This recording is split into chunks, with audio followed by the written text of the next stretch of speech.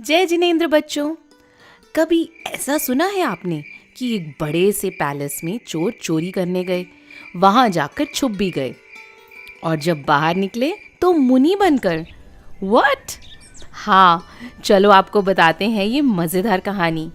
ये कहानी है भरत क्षेत्र से मोक्ष जाने वाले अंतिम केवली जम्बू स्वामी की। अंतिम केवली का मतलब होता है last person in the Bharat area जिन्हें केवल ज्ञान मतलब एब्सोल्यूट नॉलेज मिली थी। उनके बाद से अभी तक कोई भी केवली नहीं हुआ है।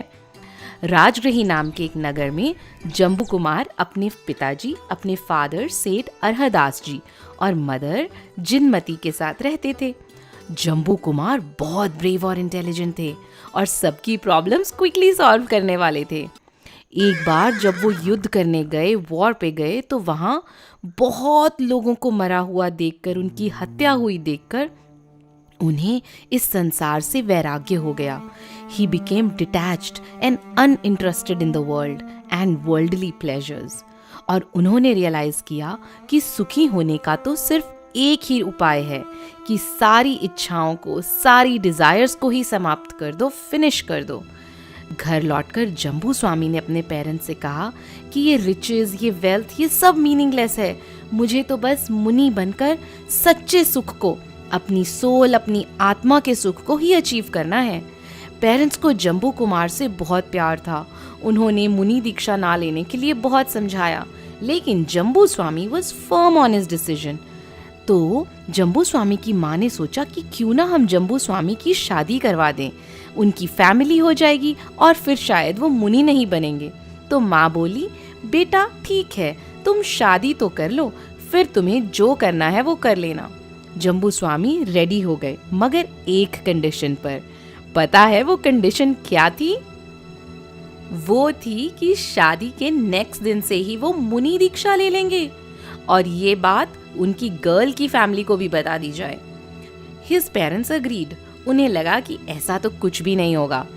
उसके बाद बड़ी धूमधाम से, बड़े पॉम्प एंड शो से उनकी शादी बहुत ही सुंदर 4 ब्राइड से हुई।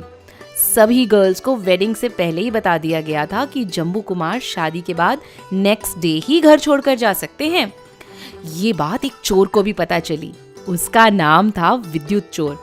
उसने सोचा आज तो मजा आ गया, बहुत रुपया पैसा हाथ लगेगा। और रात होते ही वो अपने 500 चोर साथियों के साथ छुपते छुपाते घर के कॉर्नर में वेट करने लगा कि जैसे ही सब सो जाएंगे तो मैं ढेर सारी चीजें चुराकर यहाँ सेठ जी के घर से चला जाऊंगा।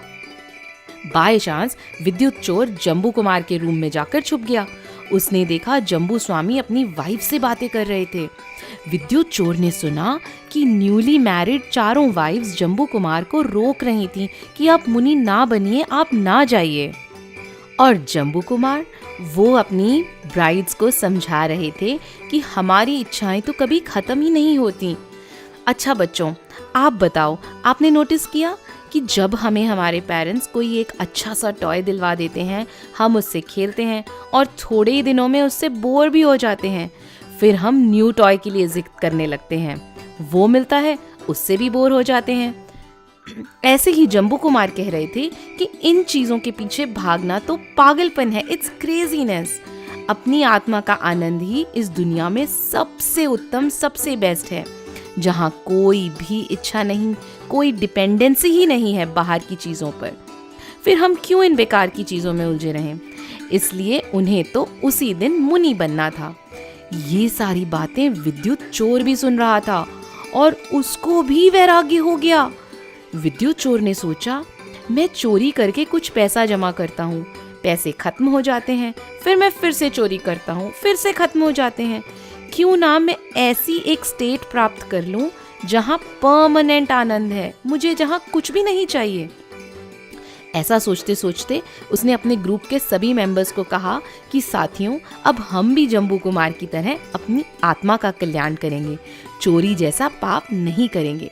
और विद्युत चोर अपने 500 साथियों के साथ सुबह होने से पहले ही, मतलब जम्बू कुमार के घर से बाहर जाने के पहले ही घर छोड़कर चले गए।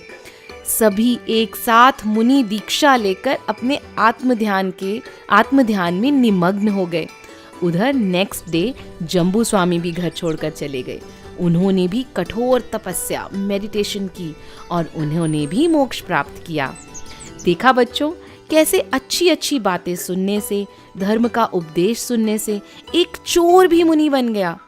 हम भी अपनी लाइफ में गुरु के उपदेश, उनकी अच्छी अच्छी बातें सुनेंगे और अपनी लाइफ को बना लेंगे एकदम प्योर। बनाएंगे ना? जय जिनेंद्र।